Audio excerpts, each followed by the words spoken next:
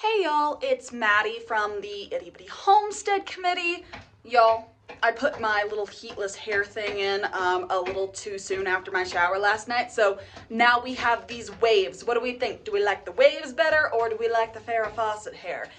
Leave it in the comments down below because I am still trying to figure out this shaggy haircut, so that's a lot of fun. But anyway, I have something to discuss today, and it has not been a fun week or so, so let's hop into why my barn looks so empty.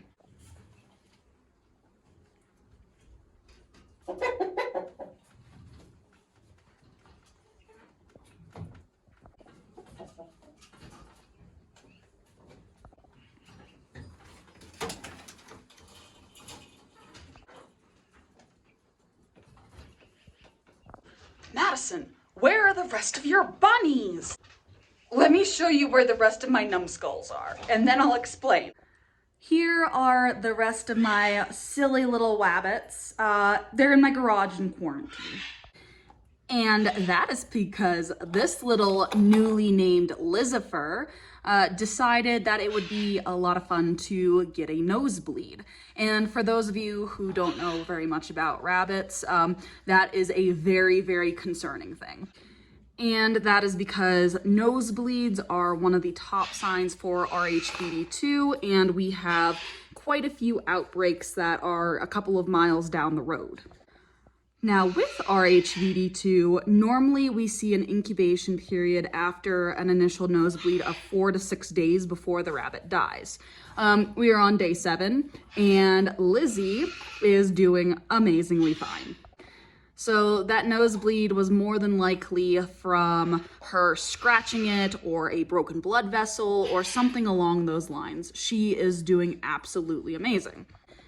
It seems like Lizifer just wanted a change of scenery, but with RHVD2 and the worry about it, when you find a rabbit that has that issue, you have to, as fast as possible, take every single rabbit around that rabbit with the initial outbreak and quarantine them to try to stop the spread as fast as possible, in the hopes that you might be able to save some of your livestock. Hence why half of my barn is in the garage, just for safety's sake. So we have the barn separated out, and we are respecting quarantine and making sure everything is as sanitized as possible for all of the rabbits to ensure that if there is any problem, it doesn't get spread. And we have to do this for at least 40 days, so 40 days, until there is absolutely no sign of disease spread. But all of the proper steps have been taken. We called our state vet, updated them on the situation. They won't really do anything unless a rabbit has died, because that's when they do their tissue tests. But because nothing has died and there is no spread, we just have to wait out the remaining 40 days of quarantine. This also means for the next while or so, we won't be going to any shows just in case, because we don't want to get anyone else's rabbits sick in case this is RHVD2, and we have to put a hold on all sales, both for live animals and meat, until the end of that quarantine period. So yes, Lizifer has caused quite the ruckus, and everyone's doing well. We haven't had any issues at all. It's been running like normal, just with extra precautions. It's just this girl decided to burst a blood vessel. On a happier note though, our chinchilla babies are looking absolutely excellent. Look at their little butts.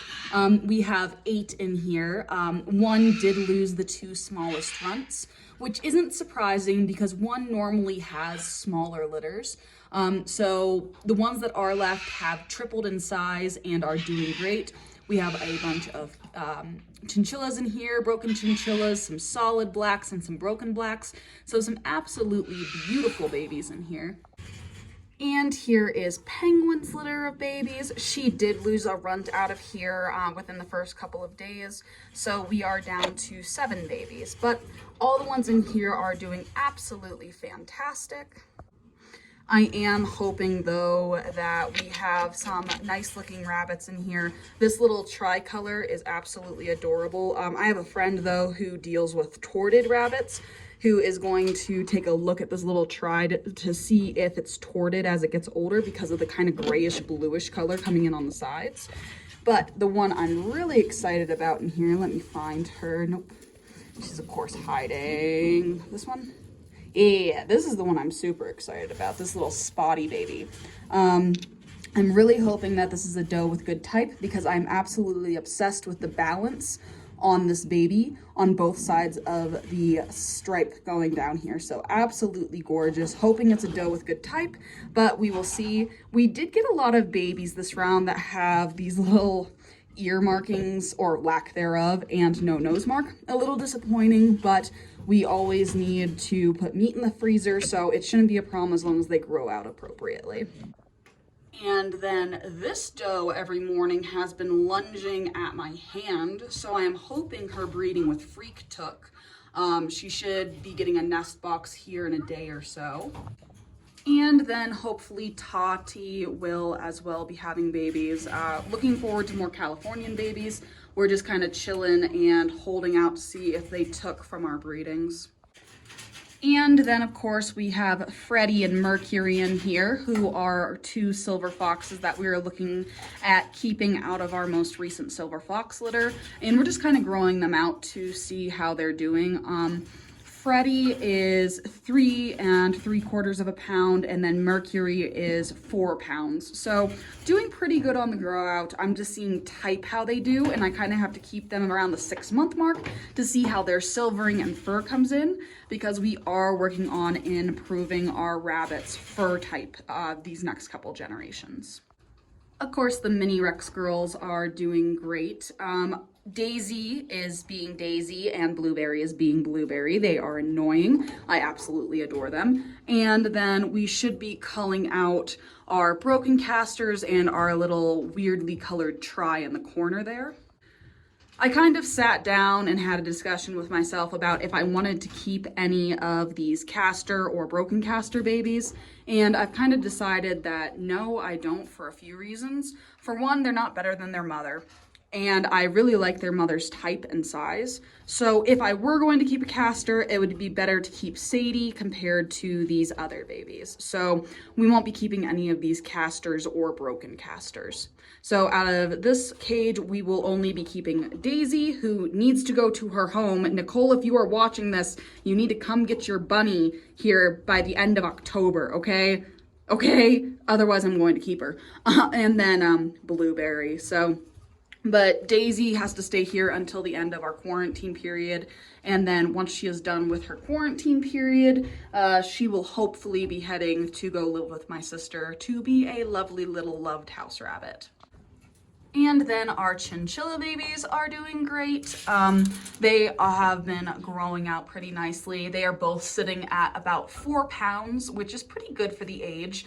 I'm hoping that they continue to gain at the rate they have been, because I would really like to keep one of these. I'm looking at keeping the solid chinchilla over the broken chinchilla, but we're just going to have to play by ear and see, because I really like this little girl's type. And these two guys need names. I haven't thought of any names that have really struck me for these guys. So if y'all want to put down some names on what you think these guys should go by, I'd really enjoy to hear that.